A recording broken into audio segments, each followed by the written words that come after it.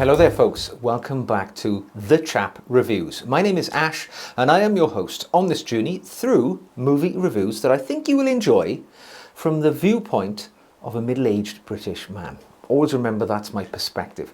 So the movie I went to the cinema to see not 2 hours ago was Honey, Don't. And it's a film directed by Ethan Coen.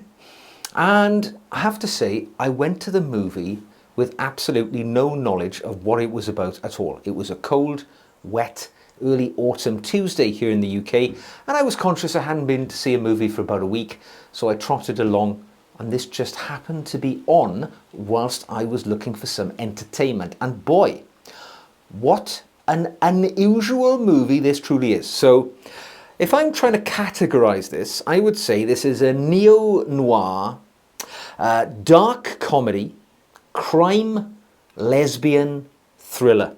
And you would think, wow, there's an awful lot going on there. But it's a movie which left me sadly lacking.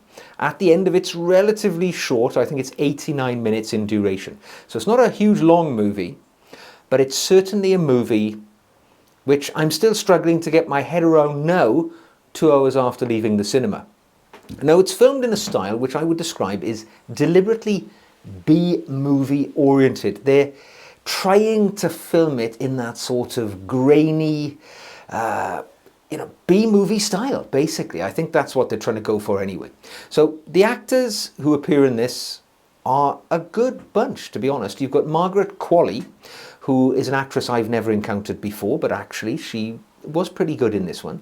You've got Audrey Plaza, and you've got, of course, the first Avenger himself, Chris Evans, who plays a kind of supporting actor role in this story as it unfolds. So I'm going to try and give you my synopsis of the story in such a way that you could still go and watch it without spoiling, the story itself. So essentially, the honey from the title of the film, Honey, Don't, is Margaret Qualley's role. Now, Honey O'Donoghue is a sort of world-weary female private investigator.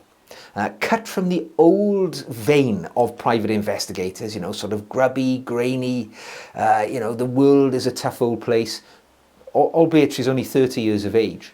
But she, it's an interesting character. Then you discover quite early on that Honey is actually a very,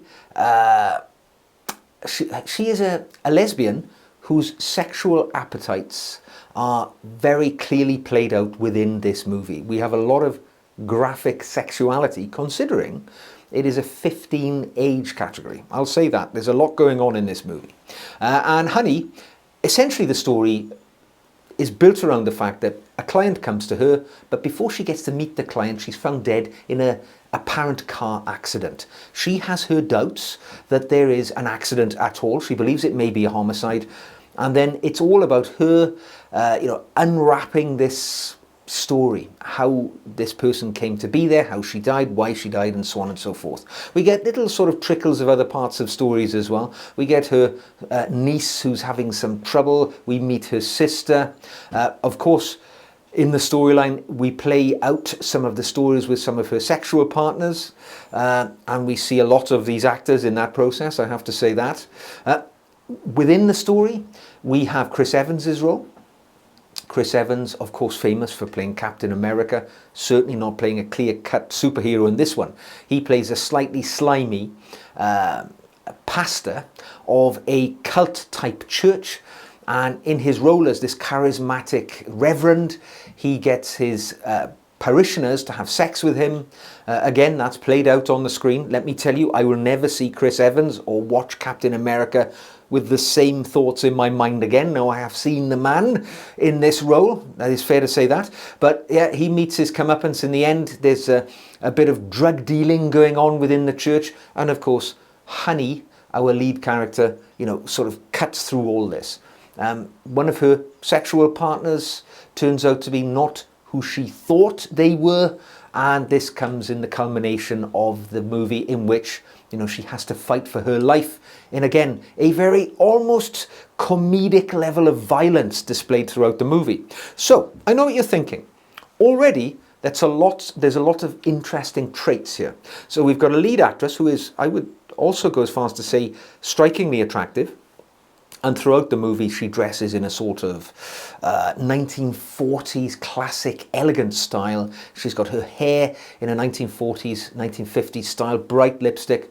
As I say, very attractive woman, playing this sort of predatory lesbian. There's violence, there's sex, there's cult, there's drugs. I know you're already thinking, this sounds like a formula for a very interesting movie. However, when you put it all together, it becomes somewhat chaotic. And do you know what?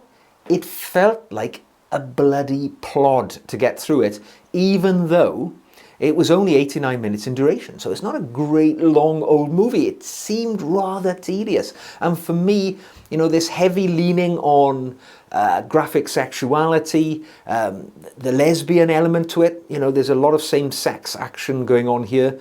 LGBTQ stuff going on, which I know you're thinking, is this a woke movie or is it not? I think it plays in with the story. It's not the main body of the story, the same-sex relationships. It just is the way that the story is told. For me, this is one of the least enjoyable films I've seen since I've created this channel. And I'm going to give it the lowest score, which I have given for a movie up to this point. I'm going to give it 1.5 bowler hats out of 5. Now I know some people will watch this and they'll probably be titillated by it, so they'll enjoy it. But for me, it lacked the drive, the passion and the pizzazz which I was hoping to find in a film like this. It was barely entertaining. And I was glad to leave as soon as the credits came up. I didn't hang around, I was straight out through the door. And for me, that's a sign that the movie lacked the sort of interest I was looking for.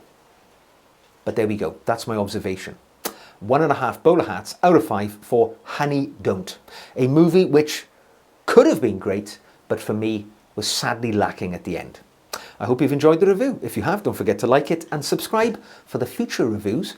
And I know there's a few good movies coming up soon, so stay tuned for those. Take care.